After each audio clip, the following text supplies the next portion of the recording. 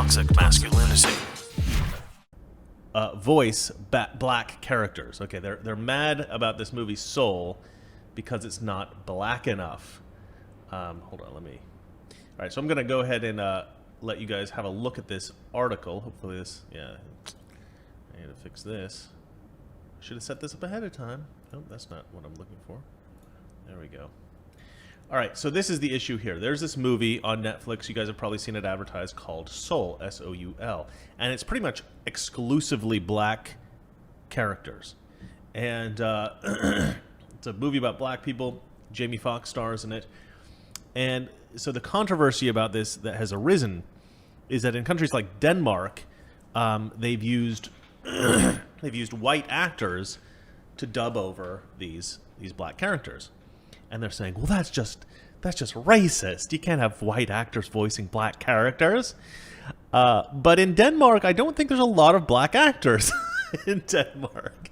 There might be a few, but I've been to Denmark and I literally saw 0 black people. So I think it would be fairly hard to find a black actor in Denmark who speaks Danish who could dub the movie.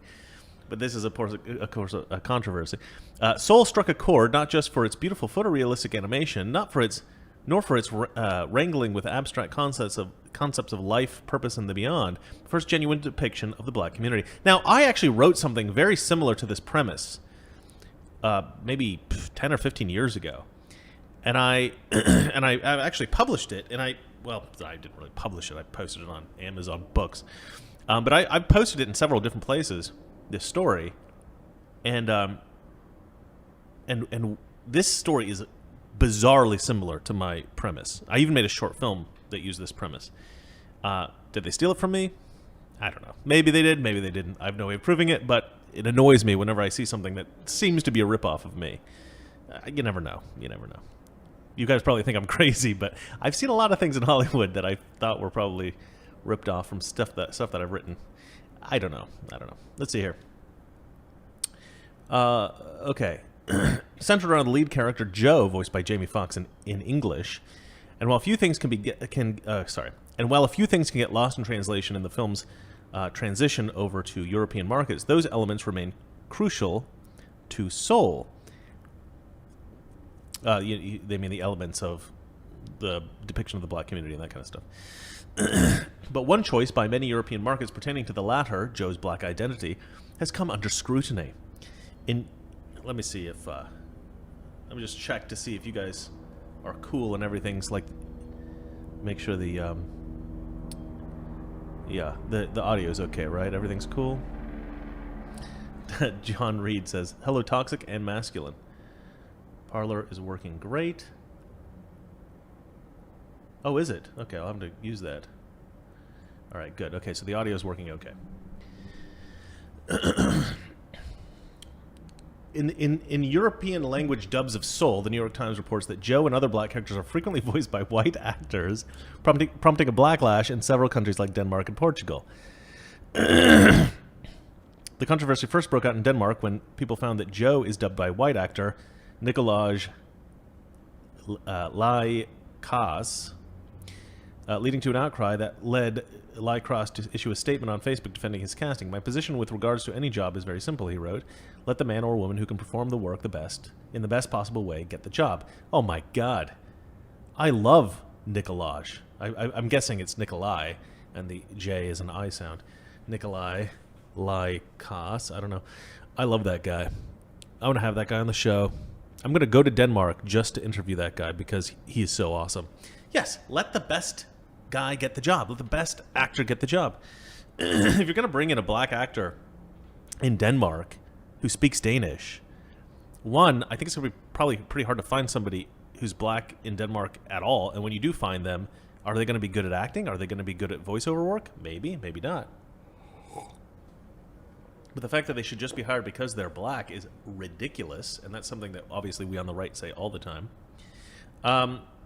One thing that I find particularly sort of like blind to reality about this particular article, and I'll go ahead and put it back to my beautiful face.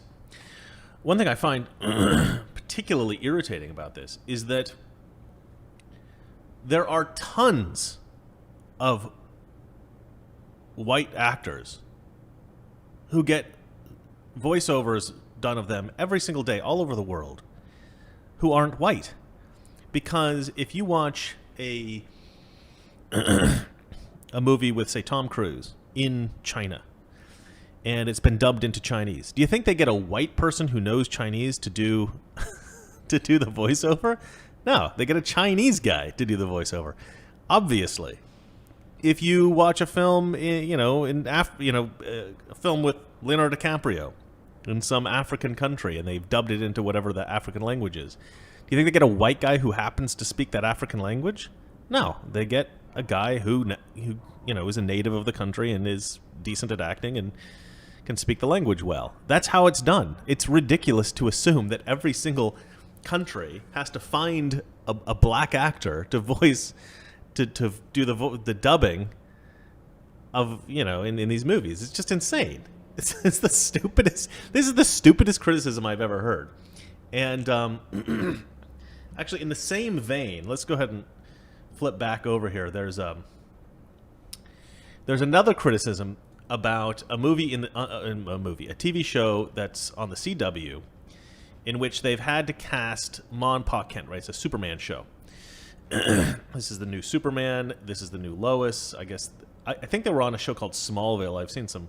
Not Smallville. What was the show called? Supergirl. I've seen some stuff with the Supergirl and the Superman guy, and he looks kind of like Hispanic to me. He doesn't even look white, so he's already like. But maybe he is white. I don't know. I can't tell. He looks a little Spanishy to me. But so they wanted to make Ma and Pa Kent black apparently for this CW show, and finally, because CW is honestly. Like, I watch some of these nerd forums. In fact, all the stuff that I'm talking about in this segment, this is all stuff that's been reported by a YouTube channel called Clownfish TV. So if you want to hear more about nerd culture and how SJW they are and stupid, watch Clownfish TV. Those guys are awesome. But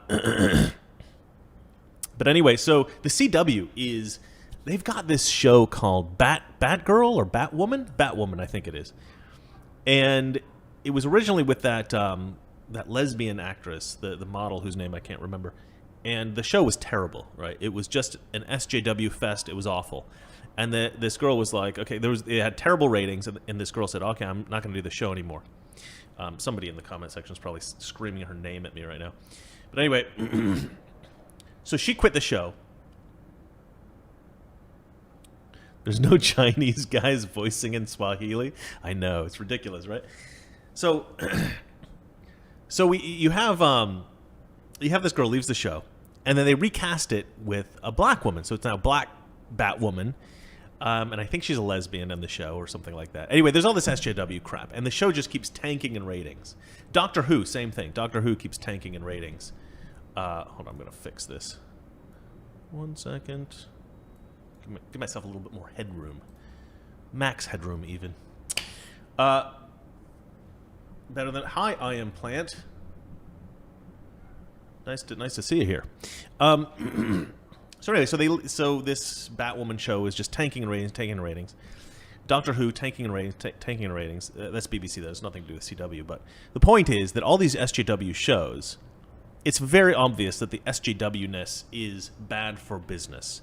That these companies are losing revenue because of the SJW agenda of the writers and the directors and that kind of stuff. So they're finally taking a stand against this stuff. So former writer of the CW Superman and Lois, Nadria Tucker, reveals how she pushed for diversity in casting of Ma and Pa Kent. Nadria Tucker, let's go ahead and show you who Nadria Tucker is. Let's see here. Nadria. I don't know who that is, but my guess is that she is a black woman. Yeah. So that's Nadria, an SJW Black Lives Matter activist type. I'm glad I'm not accidentally showing you guys pornography, because that happens sometimes when you do searches, which is really frustrating. Let's see here. Nadria Tucker, the writer on Superman and Lois, who was originally let go from the show's writing team and proceeded to vent her frustrations toward the production on social media, has revealed... Do you think she's ever going to get hired by anyone else again? I mean, if you're working for a TV show and you go, hey, you guys should make these characters black, and they say no. And you say, but you really should. And they say no. And you keep annoying the hell out of them until you get fired. And then you go on social media and you talk crap about them behind their backs. Well, not even behind their backs, in public. And, you know, do you think any other production's ever going to hire you? Do you think any other production is going to be like, oh, you know what I want?